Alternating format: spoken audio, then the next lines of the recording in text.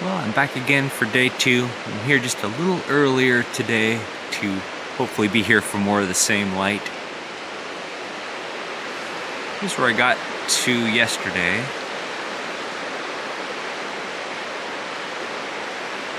Stepping back from it, I do like the soft blue feel of the background hill. I like how the trees are kind of random and fading out into the shadow below, so I want to maintain that.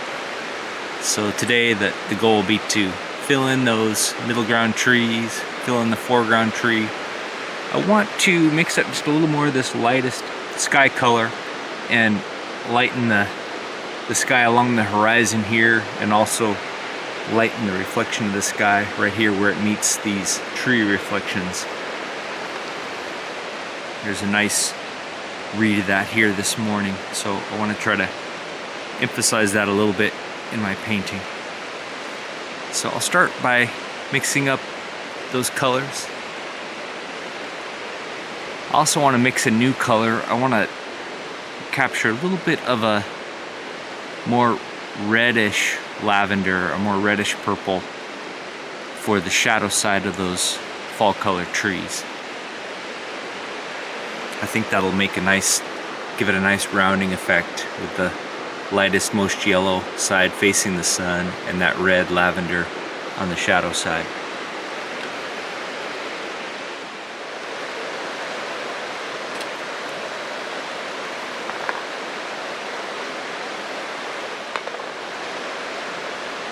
I'll start with this larger Rosemary Master's Choice. It's a natural badger hair. And I'll map in just a little bit of this lighter blue. Try it on here and see how it looks.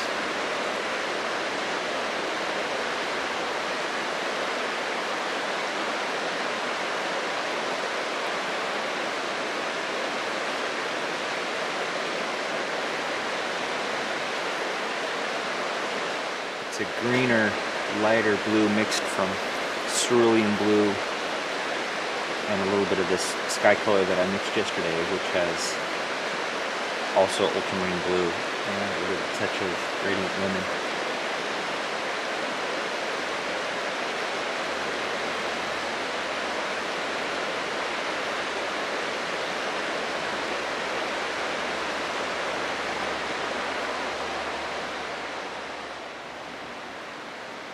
Here I'm measuring the tree height above the water line. The reflection should be roughly equal. You can change that a bit for good design. In the water I want more sky, so I'm knocking down the background mountain just a bit. I like to paint the ground plane below the trees first. The ground plane is usually lighter than the trees, so I can get that clean color down first, then paint the darker trees on top. Thinking about atmospheric perspective, things further away will be redder, and then even further away, bluer. So I'm using that to help push the gravel bank back into the distance. As it comes forward, it should get yellower and richer.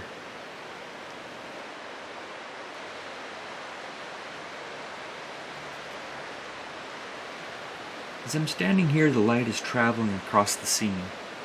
The light on the foreground is changing quite a bit based on the shadows of the trees to my left. I decided to keep the foreground in shadow.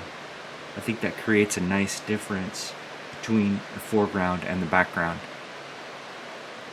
But I keep my mind open to changing that later if I see a neat shadow pattern. If I like the light striking the foreground.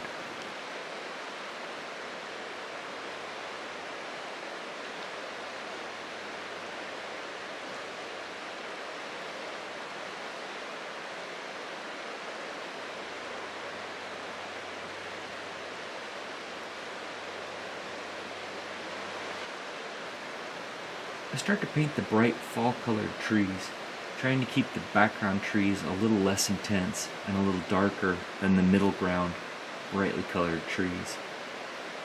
I found painting fall colors that grays are really important, so the lavender, middle ground grays are really important to this scene for it to work as a painting. If you use vibrant color everywhere, then none of your vibrant colors will stand out. When you're standing there in person, everything in the fall scene seems intense and vibrant, but to capture that in a painting, you need to really save those intense colors. Use them only where you really want them, where you really want the eye to go. If you use punchy, out-of-the-tube, vibrant colors everywhere, then, for me at least, the painting is too garish, too bright, too colorful, and lacks a center of interest. Since I used Neil McGilp as the medium, I'm finding the paint has tacked up just a bit on the panel, which is fine. That kind of helps pull the paint off the brush as I add subsequent layers.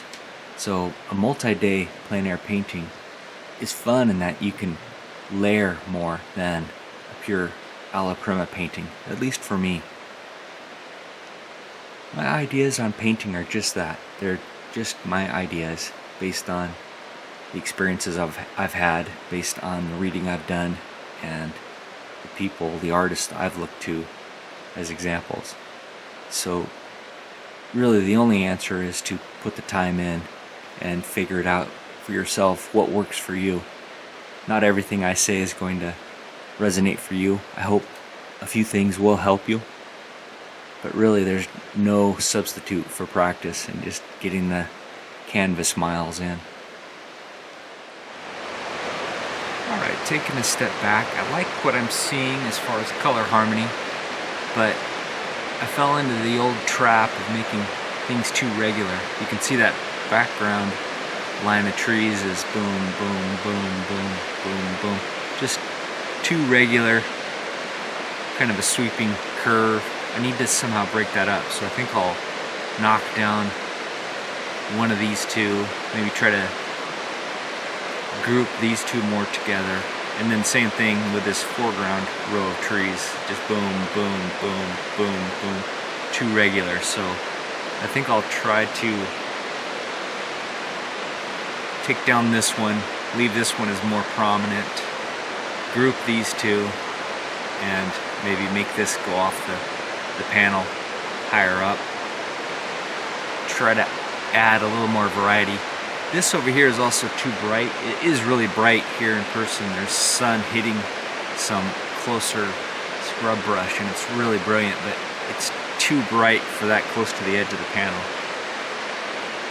Next thing I need to do is try to make the reflection match the tree pattern that I'm getting to, and then finally map in this foreground darker set of trees, some trunks. I can throw some trunks in back here as well, and maybe darken up the reflection in the water just a bit so that it reads more like a reflection. And then finally these little gravel spits fill in some rough shadow pattern and color pattern, a variety of warms and cools.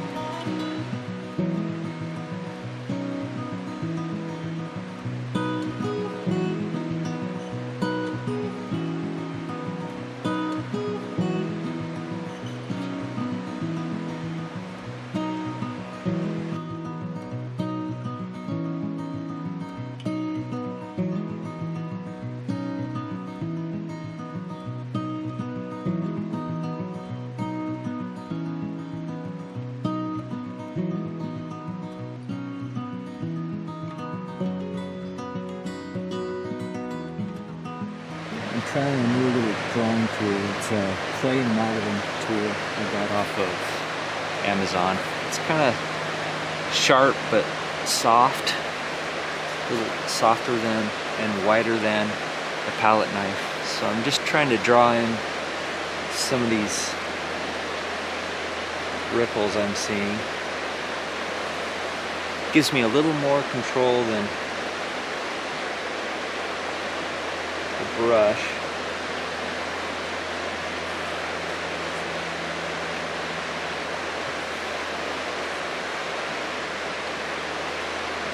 And then I can go back in on those ripples I draw if I want to with some reflected sky.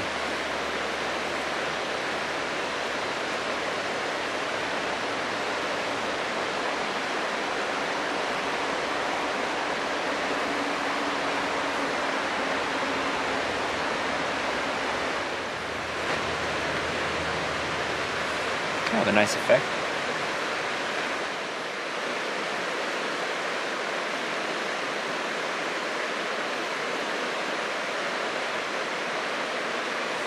Alright, I don't want to overdo it. Alright, I want to go back in now and add just a little bit of light on the white water. And then I think I'll be done. I can try using this Evergreen. It's a number 1 long flat. Kind of a smaller brush.